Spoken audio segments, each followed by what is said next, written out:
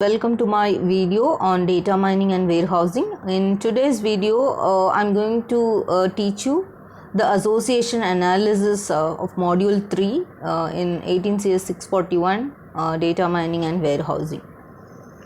Yes, so these are the topics which is covered under module 3, that is association analysis, problem definition, frequent item set generation, rule generation, alternative methods for generating frequent sets, FP growth algorithm, evaluation of association patterns. Yes, so in the previous modules, now what is clustering, what is association, rules, everything. Okay, see here again we have just seen the introduction in the second module about clustering, association, rules and all. In this module we are going to take every categorization and we are going to describe elaborately. Yes, the association rules.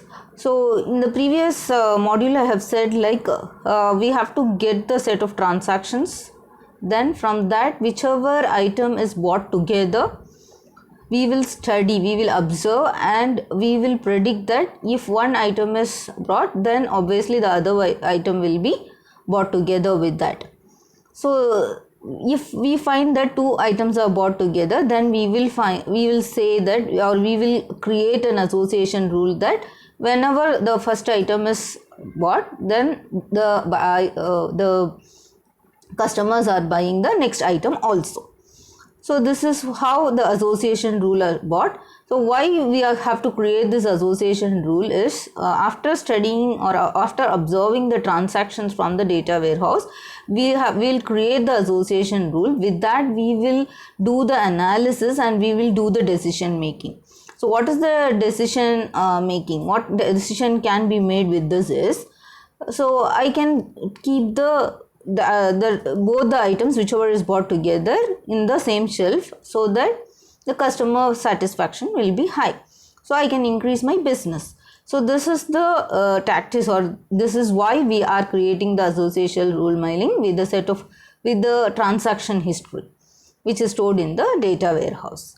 Yes, now we'll see elaborately how the association rules are created and how it is mined, based on which the decision is taken. Okay, so we'll see the definition now. Given a set of transactions, find rules that will predict the occurrence of an item based on the occurrence of the other items in the transaction. Yes, so I will be taking a set of transaction. I will find the rules. So the find rules that will predict the occurrence of an item based on the occurrence of the other items in the transactions. So based on the other items in the transaction, I will be predicting the occurrence of an item. See, this is market basket transactions. See here, this is how the data will be in the data warehouse. Like first transaction ID, bread, milk. Second, bread, diaper, beer, eggs. So these are the transactions made by the customers. So the customer who bought bread also bought milk. The customer who brought bread, he also bought diaper, beer, eggs. And the customer who bought milk also bought diaper, beer and coke. So like this, these are the transactions made by every customer which is stored in the data warehouse. So with this, how we can find the association rules? That's what we are going to see. So examples of association rules are, see here, diaper, whoever have bought diaper, they have also bought beer. See here, diaper and beer are coming together. Diaper, beer, and here there is no. So out of 5 transactions, 3 transactions we are finding that diaper and beer are bought together. So we have created the association rule that whoever bought diaper has also or will also buy beer. Next, milk and bread. Whoever got milk and bread also bought egg and coke. See here, milk and bread, but egg and coke is not there.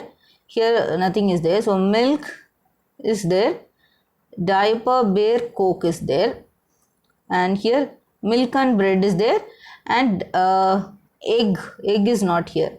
So here bread, milk, diaper. So milk and bread is there, Coke is there. Then this milk and bread occurrence, wherever whoever bought milk and bread, they bought egg and Coke. No, this is not the association rule. This is not satisfied. Okay. Why I am saying that it is not getting satisfied, I will say in the later we will see in the later classes or later videos. Now these are the association rules that can be created. Okay, beer bread tends to associate to milk. So what is this? Whoever bought beer and bread, they have also bought milk. That is what this meaning is. So see here, beer and bread. Beer and bread is there. They bought milk. No. Beer is there, bread is not there. Milk is there, but beer and bread, milk is there. Here nothing is there. So only one occurrence is there. So these are the number of occurrences for these association rules. Okay. Next.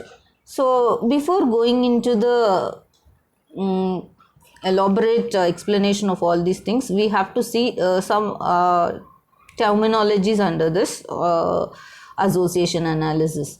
Yes, what is item set? Item set is nothing but a collection of one or more items.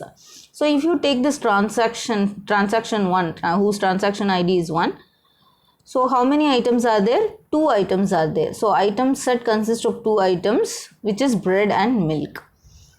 Then yes, milk, bread, diaper. K item set. So what is K item set? If I have 2 items in my item set, then it is called 2 item set.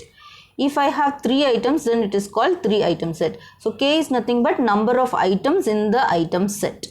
So an item set that contains K items. So if you take transaction 1, what is the number of items in the item set? It is 2. If you take transaction 2, it is 4. So 4 item set. It can be called as 4 item set. The third one is 4 item set. Again 4, 4. Yes. Next, support count. So what is support count? This is very important terminology which you have to know. So frequency of occurrence of an item set. So how many times a particular set of item is occurring in the entire transaction database? That is nothing but support count. See, if you take bread and milk, how many times this item set is occurring in the entire transactions? How many transactions totally we have? 5.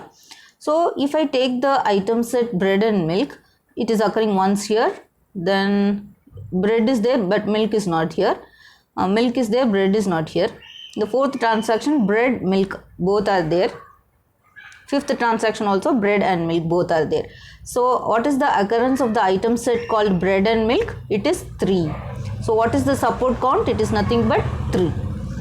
See here, the support count. Here they have taken milk, bread, diaper example. Okay. So milk, bread, diaper, how many times it occurs together in the entire transaction? So if you take milk, bread, diaper, milk, bread, diaper, milk, bread, diaper, twice in the last 2 transactions, it is coming together. So the support count is nothing but 2. How many times the set of items are occurring together? That is called support count. Yes, support. What is support? Fraction of transactions that contains an item set. Example, see, we said support of, what is that? Is support count we have calculated. Now we have to calculate the support. Support is nothing but support count divided by total number of transactions. So if I take the support of milk, bread, diaper, the support is nothing, support count is 2. So if I want to calculate support of that particular transaction, then what is, how many times this item set is repeated? Twice, divided how many number of, total number of transactions happened? 5. So 2 divided by 5. So out of 5 transactions, twice milk, bread and diaper are bought together or occurring together. This is what the meaning of support is. So support count is nothing but number of times the item set is occurring, and support is nothing but the support count divided by number of transactions, total number of transactions. Yes. Frequent item set. So frequent item set is nothing but an item set whose support is greater than or equal to minimum support threshold. So we have to keep some minimum support threshold so that when we can call that some item set is frequent is if it is greater than, if the support value which we have calculated here, if 2 by 5, what is the answer of 2 by 5? So we will get 2 divided by 5, it may be some 20% will keep 2 divided by 5 is. So whatever percentage we are getting, that should be greater than or equal to the minimum support threshold. If we are getting this support as